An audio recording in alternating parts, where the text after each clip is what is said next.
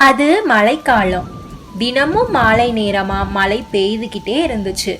அந்த ஊர்ல சிந்துன்னு ஒரு மருமகள் இருந்தா. அவளோட கணவன் பாப்லு ஒரு கூலி தொழிலாளி. வீட்டில் சிந்துவும் பாப்லுவும் பாப்லுவோட அம்மா கோமதி அம்மாலும் சேர்ந்து வாழ்ந்தாங்க. கோமதி அம்மா ரொம்ப உழைப்பாளி. வீட்டுக்காக எப்போதும் ஏதாவது செய்யணும்னு நினைப்பாங்க. ஆனா வயசு ஆகிடுச்சுனால உடம்பு முன்ன மாதிரி ஒத்துழைக்கல. ஒரு நாள் மழை பெய்துகிட்டு இருந்தப்போ கோமதி அம்மா வீட்டுக்கு வெளியே நின்று கவலையா இப்படி சொன்னாங்க. ஐயோ, இந்த மாதம் செலவு ரொம்ப அதிகமாயிடுச்சே. வீட்டுக்கு வர்ற வருமானம் பார்த்தா கண்ணீர் வருது. செலவு பட்டியலை பார்த்தா தலை சுத்துது. அரிசி விலை ஏறிடுச்சு, காய்கறி விலை ஏறிடுச்சு, எண்ணெய் விலை ஏறிடுச்சு. ஆனா நம்ம வருமானம் மட்டும் அதே இடத்துல நின்னுகிட்டு இருக்கு. இந்த வீட்டோட கணக்க பாக்குறப்போ எனக்கு சில நேரம் கணக்கு புத்தகத்தையே பார்த்து பயமா இருக்கு. ஒரு பக்கம் மழை விடாம பெய்யுது, இன்னொரு பக்கம் செலவு விடாம கூடிக்கிட்டே இருக்கு. இப்படி போனா நம்ம வீட்டுல சாப்பாட்டுக்கு முன்னாடி கணக்கு போடுறதுக்கே 1 மணி நேரம் ஆகிடும் போல இருக்கு. ஏதாவது ஒரு வழியில வீட்டுக்கு கொஞ்சம் கூடுதலா வருமானம் வந்தா நல்லா இருக்கும். இல்லனா இந்த மாத கடைசியை எப்படி சமாளிக்கிறதுன்னு நினைச்சாலே மனசு கணக்குது. அதை கேட்ட சிந்து ஒரு யோசனை சொன்னான். அம்மா, நான் சிக்கன் லாலிபாப் செஞ்சு விற்கலான்னு நினைக்கிறேன். இந்த மழை நேரத்துல மக்கள் எல்லாரும் வீட்டுக்குள்ள உட்காந்து பஜ்ஜி போண்டா சாப்பிடுவாங்க. இந்த தடவை நாம கொஞ்சம் வித்தியாசமா யோசிக்கலாம். சுட சுட சிக்கன் லாலிபாப் செஞ்சு வித்தா மழையையும் மறந்து மக்கள் வரிசையா நிற்பாங்க. ஒரு லாலிபாப் சாப்பிட்டா இன்னொரு லாலிபாப் வாங்கணும்னு தோணும் மாதிரி செய்வேன் அம்மா. அப்புறம் பாத்துக்கோங்க, நம்ம வீட்டுக்கு முன்னாடி கூட்டத்தை சமாளிக்கவே ஒரு ஆள் வேணும்.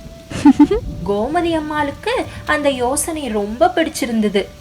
அடுத்த நாளே சிந்து சந்தைக்கு போய் சிக்கன், மசாலா, மைதா, எண்ணெய் எல்லாம் வாங்கிட்டு வந்தா. வீட்டுக்கு வந்து ஆர்வமா சிக்கன் லாலிபாப் தயாரிக்க ஆரம்பிச்சா. ஆனா அவளுக்கு மனசுல ஒரு அவசரம் இருந்துச்சு. எப்படியாச்சும் சீக்கிரமா நிறைய லாபம் பார்க்கணும்னு நினைச்சா. அதனால சரியான அளவுல மசாலா போடாம கணக்கே இல்லாம காரத்தூள் போட்டா. இன்னும் சுவை வரணும்னு நினைச்சு நிறைய மிளகாய்த்தூள் சேர்த்தா. கோமதி அம்மா அதை பார்த்துட்டு, சிந்து, அளவுக்கு அதிகமா போடாத, சாப்பிடுறவங்களுக்கு ரொம்ப காரமா இருந்தா பிடிக்காது. ஆனா சிந்து கோமதி அம்மா சொல்றத கேட்கவே இல்ல. அம்மா, இப்ப எல்லாருக்கும் காரம்தான் பிடிக்கும், பாத்துக்கோங்க, எல்லா லாலிபாப்பும் விற்று தீரும் அப்படின்னு நம்பிக்கையா சொன்னான். மாலையில மழை பெய்ய ஆரம்பிச்சது. சிந்து வீட்டுக்கு முன்னாடி ஒரு சிறிய கடை போட்டா. மாலை நேரம் என்பதனால நிறைய பேர் வந்து லாலிபாப் வாங்கினாங்க. முதல்ல பக்கத்து வீட்டு பிந்து வந்து, அடடா சிந்து அக்கா, என்ன கடை போட்டிருக்கீங்க? அதுவும் இந்த மலையில வாசனையே ஆள தூக்குது. நீங்க என்ன செஞ்சாலும் எனக்கு ஒரு பிளேட் கொடுங்க. இந்த மலைக்கு எனக்கு சாப்பிட்டே ஆகணும். பிந்து, இது சிக்கன் லாலிபாப். இந்த மழைக்கு இத சாப்பிட்டீங்கன்னா ரொம்ப டேஸ்டியா ஸ்பைசியா இருக்கும். அதுக்கப்புறம் லாலி, கிட்டு, மோட்டு எல்லாரும் வாங்கினாங்க. சூடா இருந்தனால எல்லாரும் சந்தோஷமா வாங்கிட்டு போனாங்க. மழை நிக்கிறதுக்குள்ள எல்லா லாலிபப்பும் விற்று தீர்ந்துச்சு. சிந்து ரொம்ப சந்தோஷப்பட்டா. பக்கத்துல இருந்த தன்னோட மாமியார் கிட்ட, பாருங்க அம்மா, நான் சொன்ன மாதிரி எல்லாமே விற்று தீர்ந்துடுச்சு. கோமதி அம்மா சிரிச்சாங்க. ஆனா அவங்க மனசுல இன்னும் சந்தேகம் இருந்துச்சு. அந்த இரவு கொஞ்ச நேரத்திலேயே பிரச்சனை ஆரம்பிச்சுது. முதல்ல பிந்து வீட்ல இருந்து சத்தம் கேட்டுச்சு.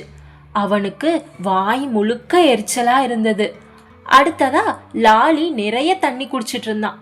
கிட்டு வீட்ல இருந்த தயிர் எல்லாத்தையும் சாப்பிட்டான். மோட்டு ஐஸ்கிரீம் எங்கேயாவது கிடைக்குமான்னு ஓடினான். மறுநாள் காலையில எல்லாரும் சிந்து வீட்டுக்கு வந்தாங்க. எல்லோரும் காரத்துல அவதிப்பட்ட முகத்தோட நின்னாங்க. அப்போ லாலி கோவமா இப்படி கேட்டான். சிந்து அக்கா, உங்களுக்கு எவ்வளோ தைரியம் இருந்தா இந்த சிக்கன் லாலிபாப்ல இவ்வளோ காரத்தை தூக்கி போட்டிருப்பீங்க? உங்களுக்கு மனசாட்சி இல்லையா? நாங்க லாலிபாப் வாங்கி சாப்பிட்டோமா இல்ல நெருப்பு கட்டியவே வாயில போட்டோமான்னு தெரியல. நேத்து ராத்திரி முழுக்க எங்க வீட்ல யாருமே தூங்கல. நான் மட்டும் 10 டம்ளர் தண்ணி குடிச்சேன். என் அம்மா 2 கிண்ணம் தயிர் சாப்பிட்டாங்க. என் அப்பா ஃப்ரிட்ஜில் இருந்த ஐஸ்கிரீம் எல்லாத்தையும் காலி பண்ணிட்டாரு. இதெல்லாம் ஒரு லாலிபாப்புக்காக நடக்கிற விஷயமா அக்கா? லாலிபாப்பு விற்கணும்னா ருசியா விற்கணுமே தவிர ஊரையே தீ அணைக்க வைக்க கூடாதுல்ல. அப்பதான் சிந்துவுக்கு தன்னோட தவறு கொஞ்சம் கொஞ்சமா புரிய ஆரம்பிச்சுது. பக்கத்துல இருந்த கோமதி அம்மா அமைதியா ஒரு லாலிபப்பை எடுத்து சிந்து கிட்ட தந்தாங்க. சிந்து, நீயே இத சாப்பிட்டு பாரு, அப்ப புரியும். சிந்து அதை தைரியமா ஒரு துண்டு சாப்பிட்டா. முதல் சில நொடிகள்ல எதுவும் தெரியல. அதுக்கப்புறம் அவளோட கண்களில் தண்ணீர் வர ஆரம்பிச்சுது. வாய் முழுக்க எரிய ஆரம்பிச்சுது.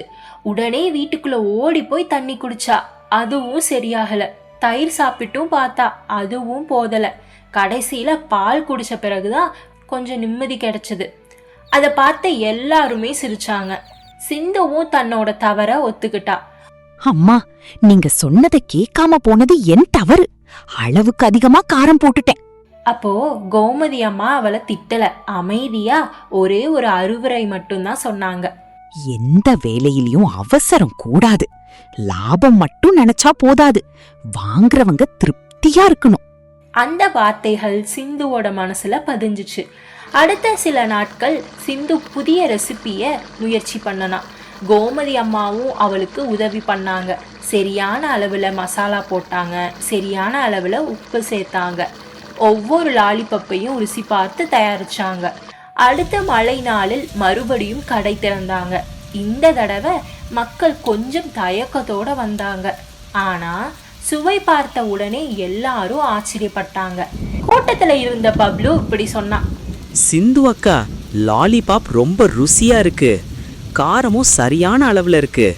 இந்த மலைக்கு இதமா சூடா அருமையா இருக்கு.